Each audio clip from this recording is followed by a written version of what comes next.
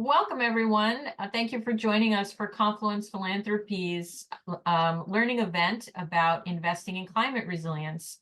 I'm Dana Lanza. I'm the CEO of Confluence, and I'm absolutely delighted and honored to host this discussion. I am so passionate about climate resilience and the importance of resilience, both here in the US and abroad. And I've just been waiting to host this conversation for years. So I am so honored to host in really somewhat casual discussion about climate resilience, Nancy Lindborg, who's the president and CEO of the Packard Foundation.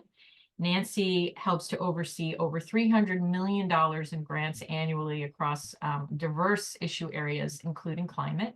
And the foundation recently came out under her leadership as being one of the real champions of investing in climate solutions. Largely based in part to her vast experience internationally addressing climate and other civil society issues around the world. And so talk a little bit more about Nancy's experience and why she's passionate about this issue today. And also Rapson, who's the president and CEO of the Kresge Foundation. And probably everybody listening knows that Kresge is one of the very early climate investors helping to start the impact investing industry as a whole with their amazing work in the Midwest around urban planning and building up communities addressing climate change and other planning issues. And prior to joining Kresge, now quite some time ago, in 2006, Rip was the president of the McKnight Foundation, and he also has worked in democracy and worked directly with policymakers for quite some time, advancing issues that we all care about. So what we want to do today is talk a little bit about what climate resilience is all about, both, again, domestically and internationally. And we're also going to dive into discussions about what the Biden administration is working on and how timely it is right now for Confluence members and well beyond our membership to start thinking about how to build partnerships and co-investing in climate resilience together. So the first place we want to start out is just welcoming Nancy and Rip. I'll give you each a second to just say hello to the audience listening in. Nancy, would you like to go first? Sure. Thanks, Dana, for hosting this conversation. Delighted to be here with you and Rip. Thank you, Dana and Nancy. It's a real pleasure. So the first thing we wanted to hear about is just, so climate resilience can almost feel a bit like jargon. And sometimes folks get confused between adaptation and resilience. So what does climate resilience mean to you? And how is that grounded in your experience in various roles, leadership roles that you've held till now that led to this moment where your foundation is part of a small collective that's now beginning to advance climate initiatives around resilience and wanting to raise awareness around this? Nancy, would you like to go first? Sure. Thanks, Dana. You know, I really became deeply aware of the importance of resilience when I've spent decades working on international development issues. And in 2011, when I was at the U.S. Agency for International Development, we were dealing with just a series of droughts that were devastating both East and West Africa. And, you know, these droughts are happening. What used to be 10-year droughts were turning into every couple-year droughts. And communities did not have a chance to recover in between. And our approach at USAID had been to increase the emergency funding, as opposed to the upstream development money that can help the communities be more resilient in the face of climate shocks. And what I saw in a really devastating way was how the communities that are most vulnerable to shocks are just being hit over and over again. And they're usually the communities that are the poorest, that are the least receiving of development aid from their government or from outside. And so the importance of understanding the way that you can prepare, not just for disasters, but prepare communities to be resilient, to be able to rebound in the face of inevitable shocks. It's really upstream as opposed to doing the response, the recovery. And it has an important development impact and it protects all your other investments, whether it's health, agriculture, education. All of those things get wiped out when shocks devastate a community. That is a pitch perfect description I can't improve on. So maybe I could just roll the tape back just a little bit to after my arrival at Kresge, and we were in the process of trying to build out program areas. Unlike most foundations, we had just done capital challenge grant work and didn't have programmatic development on our agenda. But we decided that one of the first things we did want to do was try to understand what an environmental portfolio might look like. And I was able to recruit from the Mott Foundation Lois DeBacher, who had had a long history of working in classic climate mitigation. And our working assumption was that we might do energy efficiency, water quality, a whole suite of things that had particular import to the upper Midwest in particular. And so we tried to get the board to understand what the dimensions of that program might be. And I had the good fortune or bad judgment, I'm not sure which, to invite Rosina Bierbaum to come. And Rosina was at the University of Michigan, one of the really visionary thinkers in the field. But Rosina, particularly at that point in her career, and this was sort of the 2006-07 time period, was desperately interested in trying to get philanthropy to pay attention to adaptation. And she kind of came and spent a couple of hours with our board saying, you know, in some places, this is seen as fatalism, that you just, you've sort of given up and the best you can do is adapt to the unavoidable consequences. And she said, you know, there's something to be said to managing the unavoidable. I mean, you really do want to kind of get out in front of these things, but there's also a great deal to be said to avoiding the unmanageable, that there are going to be developments in this realm that you just simply cannot undo. And somehow you have to understand how the adaptive capacity of places and systems can increasingly take those issues on. And it was really a shock to the board, and I think even to Lois and the staff, that someone would so aggressively put that on the table. And so almost from the get-go, this was something that was sort of an issue we felt we had to sort of modulate, that we were better at mitigation and the kinds of sort of classic environmental moves that one can make in that sphere, and a little less versed in adaptation. But almost from the start of our program, adaptation became at least something that we were looking at. And as our programmatic interests evolved over the next many years, and we became more and more focused on how different public systems affect places, it became clear that as climate lands in place, adaptation, Rosina was absolutely right, was every bit as important as mitigation. And so we try to develop a portfolio that balanced the two.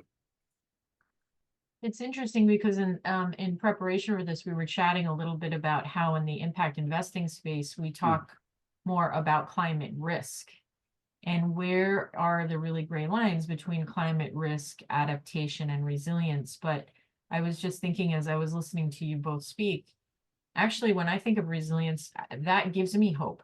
Because we're actually forward thinking. The idea of resilience to me is a word that invokes caring, that I want to inspire something to be able to respond, to be resilient, and that I've thought about how to put measures in place to take care of something. Whereas when I think about it more, it's just like I'm managing risk. It's like I'm trying to just prevent something from happening, or what will I do when the worst happens? But I think the vision of investing in adaptation and resilience is a very futuristic and honest vision, because also adaptation can be wonderful things like technology that also helps to lift communities out of poverty while they're also honestly confronting some of the things that are inevitably going to happen where they're based in geography. So, and resilience also, it seems to me, doesn't recognize disciplinary boundaries or even physical boundaries, that it can be an issue of health, it can be an issue of community development, it can be an issue of transportation, land use policy. I mean, there is there is really no room for any public system not to be resilient. And when you then superimpose climate as one of the drivers of resilience or lack of resilience, it sort of makes it imperative that we think about all of these systems and not just sort of in an isolated way, but in a sort of an integrative, coherent way. And Dana, you mentioned that sometimes people think of it as a fatalistic approach. And there have been, I've heard pushback against the term resilience because it feels like you're just enabling communities to tread water, to stay in place. And so, you know, a lot of definitions very carefully make note of the fact that resilience is what enables a community, of a family, a system, a country to weather a shock so that you can continue to thrive and move forward. So it's important, I think, to have that dimension to it. So it is seen as that kind of forward moving, positive vision so that you're not derailed and taken down by whatever the shock is, which increasingly that shock is a weather impact, a severe weather impact. Just as an anecdote, very off script here, but I can't resist sharing my experience of how Indigenous people in northern Kenya respond to drought is using what limited resources they have to send their kids to school so that they learn how to address these problems, which is so far from what we think about how to respond to drought, but they want to educate their children so that they can navigate this increasingly complex world. So even making sure kids go to school is a way of investing in resilience. If they're going there and they're learning about agriculture and agricultural changes and the law to protect their human rights, it's a very broad lens when you think about adapting with resilience. So let's talk a little bit about how your foundation is going to lean into this question. So what I understand is that there was an important meeting that happened in September, backing up a little bit, at the White House. So President Biden convened partners and philanthropies and agencies under the Climate Resilience Summit and brought together multi-stakeholders. And out of that came a $500 million federal commitment to begin building resilience across the United States. And your institutions were there and signed on with a few other friends, Walton Foundation and the Gordon and Betty Moore Foundation, to think about how to now bring this to philanthropy and encourage other foundations to lean in here. What does the commitment of Kresge Foundation look like, Rip? And then maybe we can go more internationally to what Packard's work will embody.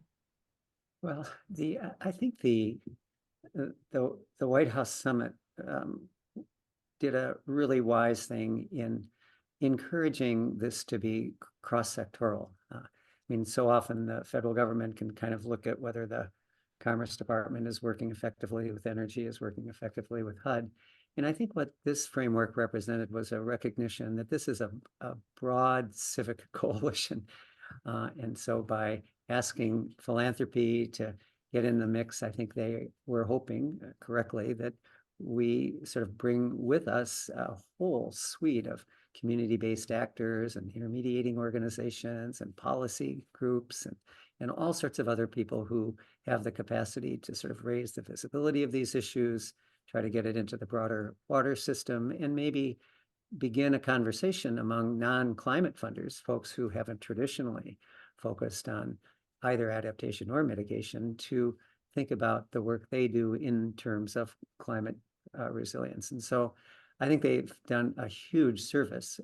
So as a result, what we've committed to is to try to raise the visibility of those issues, try to increasingly direct resources to those issues, but perhaps most importantly, use our positional equity to talk to other colleagues about the importance of the work and how they might find an on-ramp to it. So I think it was very wise for the administration not just to articulate a really thoughtful, comprehensive, smart framework, but also to do it in a way that invited others into the mix. And let me just follow up. And so what specifically, so has Kresge made a financial commitment, or are you still strategizing around what that will look like? Will it be on the grant making side? Will it be part of the impact investing commitment? How do you imagine, or is that still in process planning? Well, we have an existing portfolio that moves not a huge amount of money, but $20 million a year into issues of climate resilience in one way or another.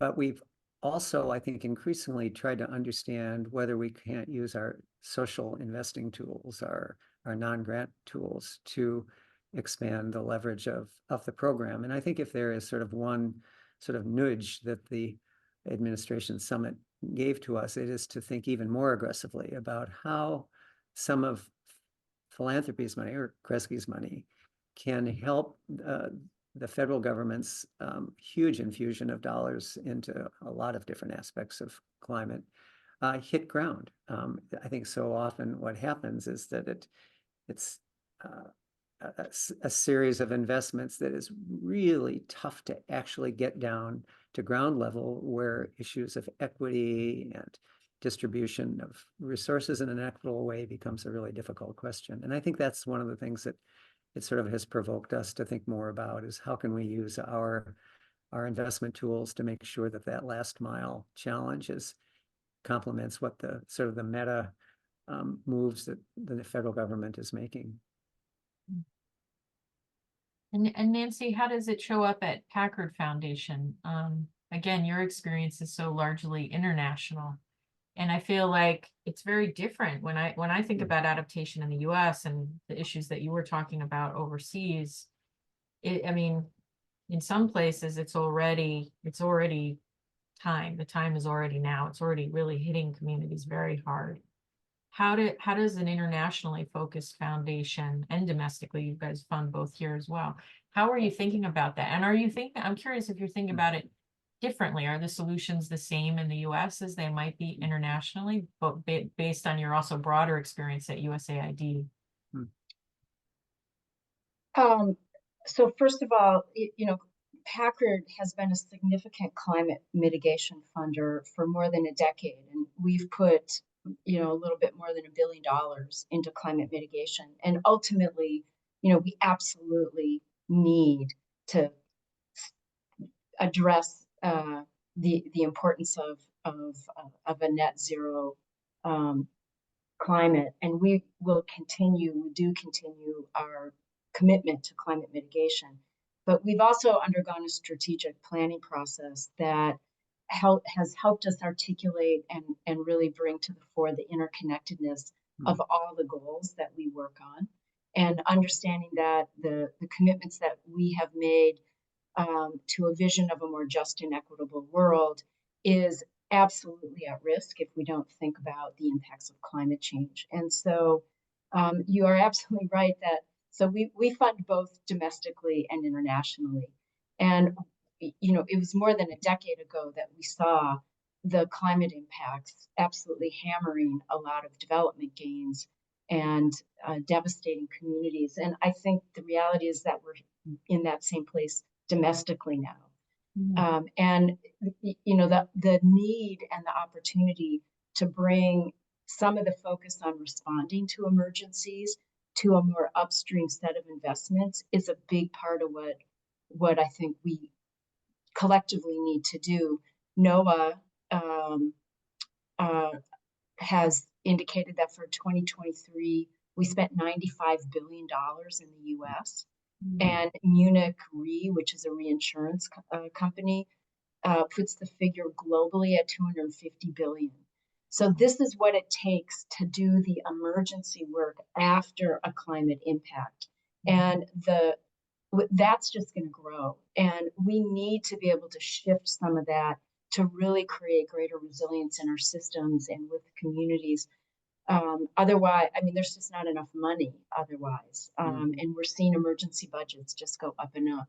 So at Packard, when we began looking at the interconnectedness of these goals of our programmatic areas,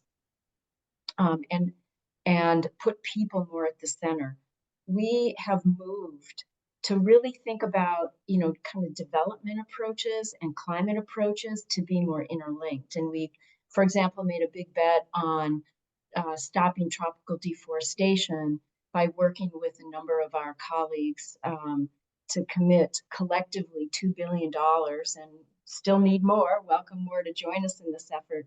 That is looking at stopping tropical deforestation, which is a mitigation play, but a big part of that is working with forest communities and indigenous communities so they have greater development and they are more resilient in the face of some of these shocks.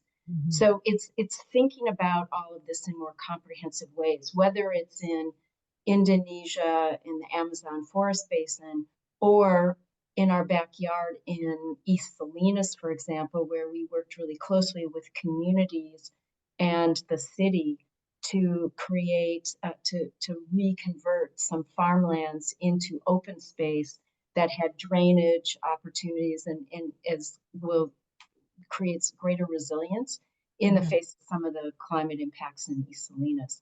So for us, it's not to underscore what Rip said, it's not a new area.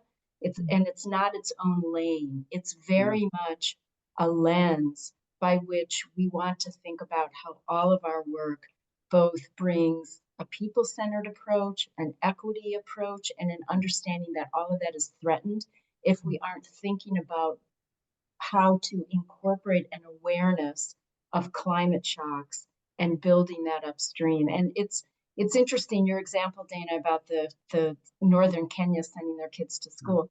It's going to look really different when it lands in place. And it just underscores the importance of people being, locally driven solutions to have the impact that one needs. And so for us, the White House event was a wonderful opportunity to give voice and a shared framework that can bring more of us together into this space and really drive the larger agenda forward, because mitigation has to happen. It has to continue. And we are already at a place where we need to be thinking about these shocks and how to weather them with greater resilience. Right. Dana, what Nancy's comments also reminded me of, whether you're working domestically as Kresge does, or domestically and internationally as Packard does, there are certain roles that philanthropy plays that I think are really important as the circles broaden, because it's not just moving grant money in sort of traditional ways. I think we have a fairly long and sort of admirable track record of being neutral conveners around tough issues. And so I think it's one of the things that the White House Summit sort of called out, is the ability of philanthropy to get people together and learn across boundaries or learn across geographies. I think we have an enormously important role to play in helping sort of buttress the capacity. We've made grants to Miami-Dade, to Detroit, to Memphis, to Fresno, other places, to try to help both municipal government and the broader civic culture develop sort of just the muscle to take on these issues, to plan, to begin testing out models, to doing any number of other things. We also, I think we've talked a little bit about it, we also have the ability to de-risk some transactions that the market finds hard to get to. Before we began talking, you mentioned the idea that there's probably a lot of money to be made. Well, the markets haven't quite figured that out yet. And so for philanthropy to be able to get into the mix, take away a first layer of risk, permit the markets to try some things and see some things, I think it's an enormously important role. And then this notion of being a Sherpa in place, I think is something that we often forget about. In Detroit, Kresge is has a fairly well-tuned idea of where some of the landmines are, where some of the possibilities are, where you might park money or energy in particular community organizations that would return in an important way. And I think as I think about foundations that are place-based, whether it's a community foundation or a regional foundation, they know their territory. And as these changes begin to land in their territories, how we can organize our effort and how we can align our investments becomes really important. So I think there are some philanthropic roles that can play, whether you're in Detroit or San Antonio or the Bay Area. I think these are important, and I think they're going to be really important tools as we take on these challenges of adaptation and resilience.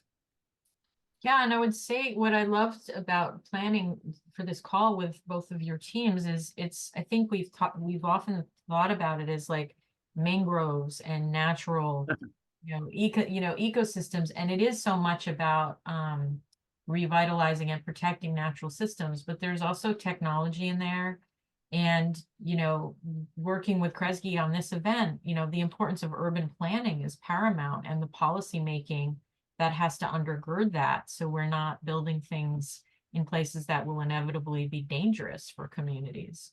And so the idea, your call to action, Rip, around convening and bringing members of the community together, that's probably largely where it's at right now for 2024, is for all of us to launch these conversations and begin weaving these ideas around resilience and adaptation into our investment conversations, into grant making conversations, into board discussions, and mapping out who are the NGO grantee partners and who are the consultants and investment partners who are even primed to have these conversations. And how do we encourage others that haven't thought about this yet? Where do they go for learning around this? And how do we all school up really quickly? Because there probably are some nice investment opportunities in this space, although we don't want to think about it that way.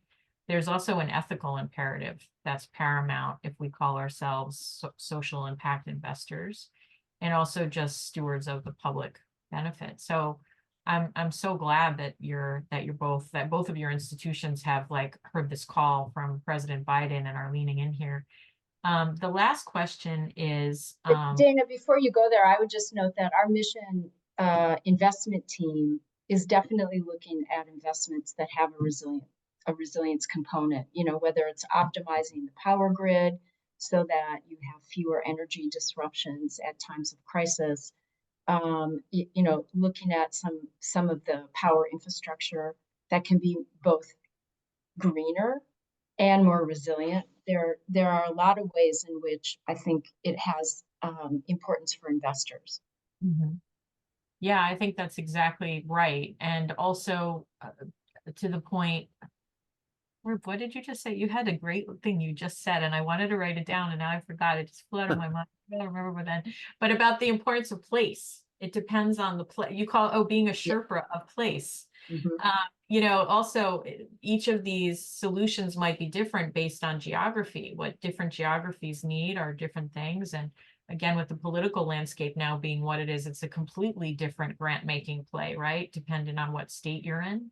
So again, just so much communication and convening needs to happen so we can have a cohesive national and international strategy. So trying to read the question. So where are the opportunities for philanthropic engagement? So in addition to convening, are you looking for grant making partners? Are you looking for investment partners? Are you looking for consultants? How do we start bringing people together around this? Do we need to have a huge conference about resilience? What are the next steps? In 2017, we did a resilience conference in New Orleans, and it was one of the hardest conferences ever to plan because nobody was prepared. Even though we were in New Orleans, they weren't prepared to talk about it. Well, it's kind of all of the above, isn't it? Although I remember asking Lois DeBacher, our program director, why philanthropy hadn't had a sort of a big come to the table conversation about resilience, and she sort of shook her head and she said, "That's so much harder than you know." So, first, it's at least for the while, it's a relatively limited fence line, but she said it's also very place specific. I mean, but on the other hand, all of the other things you mentioned are important. I mean, there's a role for technical assistance. We underwrite a lot of intermediating organizations that help people figure out how to do solar, how to do battery storage, how to repair roofs, how to do, everything and anything in between. There's a huge role for network formation and trying to understand how people learn from one another. We, for example, are working in Memphis and New Orleans and Detroit, all of which are focused on water, but in different ways. And it's not so much scaling something from one place to another as it is translating. And what we've learned in Detroit has an enormous amount to be traced back to how they've worked in New Orleans. And so I think there's that function. But at the end of the day, I think one of the most powerful leverage points is to try to figure out how philanthropy, even at the edges, can help municipal government get smarter about this, whether it's a city or a county or a regional government of some kind. We've worked with Miami-Dade's new, not so new, Mayor Cava, to help create a whole new office of environmental resilience, including creating a heat officer. And it's not something that Mayor Cava could have done without philanthropic support. It would have been too difficult to sell to her council or to her constituents. And so there are times in which we can sort of take some risks, take some bets, and help bring our municipal partners along. But I think as important as the meta moves are that the administration is pursuing, and I just think that the more and more we can help demonstrate at a local level what this looks like, why it benefits people day to day in their daily lives, whether it's a community health clinic or a resilience shelter in the aftermath of a flood. I mean, they're just almost infinite ways in which municipalities can innovate, and I think philanthropy can be a really important support in that process. Mhm. Thank you. Yeah, and I would just add that I think that philanthropy can help bridge the differing lanes of climate mitigation, community development, and bring them together under a resilience approach. And just to reiterate, I mean, for us, it's very much a lens, not a lane. And I think that's important to reiterate so people don't think there's like a whole new stream of climate resilience funding that's being opened up. It's more about thinking what we do within our existing approach, our existing programs. But at a community level or at a municipality level, this is something they have to think about. And so it's about integrating that understanding, that awareness, and especially the importance of it for driving towards greater equity, because we know that these shocks have the greatest impact on communities that are historically marginalized or less receive fewer of development dollars, whether domestically or internationally. So it's an opportunity to think differently about it and to raise that up and to be able to identify where there might be partnership opportunities by joining forces in a particular place, for example, where I'm a great believer in collective impact, and anytime you're able to work with our philanthropic partners or our partners on the ground in greater collective approaches, I think we have a greater chance of making a difference. And the reason that it's important right now is because, number one, we are just concluding one of the worst years ever in the United States for, and name your disaster category. So it's here, folks. And secondly, we do have this opportunity with the Biden White House framework with the $500 million pledge that just is a really useful catalyst, both with a framework and some resources. Yeah, that's exactly right. I'd love to follow up and with another event to figure out how we can bring them in as partners and really connect them with both investment managers and other foundations, because it feels like the window for that money might be just 2024. And so we want to make sure that we act fast and leverage that and get some projects going now and get the conversations going with willing partners in the Beltway, so that we have a vision no matter where we are at this time in 2025. And Dana, I just wouldn't want the moment to pass without saying that in addition to the $500 million, we're looking at $1 trillion of investment in infrastructure, and whether it's housing, transportation, green, blue infrastructure. I mean, there's just the cascade of federal dollars is is stunning. And if we don't think of those dollars through Nancy's lens of adaptation and resilience, I think we're just missing a huge opportunity to understand that these lanes aren't separate, that every time you do a transportation project, every time you do a housing project, every time you try to reconfigure a commercial corridor, these are the kinds of issues you need to be thinking about. And boy, those federal dollars are deep and wide. So I think one of the most important outcomes from this conversation, and I just want to, it's a historic moment. We've just affirmed that this is a lens. It's not a sleeve. It's not a new asset allocation, because we can just end 5 years of arguing that will come about whether it's a lens or the impact industry loves to argue about it. I love the idea of calling it a lens and then figuring out how to use that lens across all your investments in grant making. And I think that it's really important for especially the investment managers listening in to think about, and then how that combines with a climate risk lens or assessment, because they're probably similar and different and overlap. And that's a fun thing for them to figure out, but it's not a sleep portfolio. It's not an asset. So thank you for that. We're over time, but I just want to give you each a minute to say a concluding thought and where you want to leave us with this conversation. The beginning of many to come, I'm sure. I think if I had a single imperative, it would be Nancy's, which is the idea that these systems that we all work in, whether we're a health foundation or a community development foundation or a transit foundation or a community foundation, all sort of merge at the point of climate, and climate sort of permeates into all of them in turn. So I think the notion that this is a sort of an all of society imperative is increasingly clear, and I'm hoping that even our colleagues who don't think they're climate funders can understand that in one way or another they are. Thank you. Yeah. I would just add that having spent far too long in the disaster response world, that people organize, they galvanize, they act after a disaster hits.